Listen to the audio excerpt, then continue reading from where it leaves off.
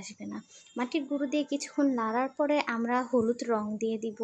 হলুদ রং দেওয়ার পরে এটাকে আমরা ভালোভাবে লাড়বো, লাড়তে থাকবো লাড়তে থাকবো আর লাড়তে থাকবো, কোনো কথা নেই।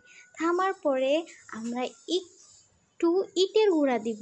ইটের গুঁড়া না দিলে কিন্তু তরকারিতে ঝাল হবে না, তাই ইটের গুঁড়াটা কিন্তু দিতেই হবে।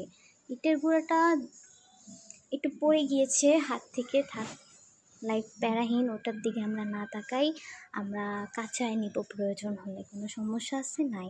এরপর ওই ইটের গুঁড়ো লাড়ার পর এটার ভিতরে মুরগির হাত পা, মুরগিটা কিন্তু মঙ্গল গ্রহ থেকে আনা, মঙ্গল গ্রহের মুরগির হাত পাটা আমরা কিছুক্ষণ লাড়িয়ে কষিয়ে নিব। তার ভিতরে আমরা কাটা আলু দিয়ে দিব। আলুটা কষানোর পরে সেই চাল কুমড়ার মতন দেখতে যেই সবজিটা, ওটা দিয়ে দিব। ওটা দেওয়ার পর আমরা এটাকে ভালো মতো লাড়তে থাকবো লাড়তে থাকবো লাড়তে থাকবো আর লাড়তে থাকবো। নাড়া হয়ে গেলে বান্ধবীদের চোখের পানি আমরা এই তরকারির ভিতরে ঢেলে দিব, তাহলেই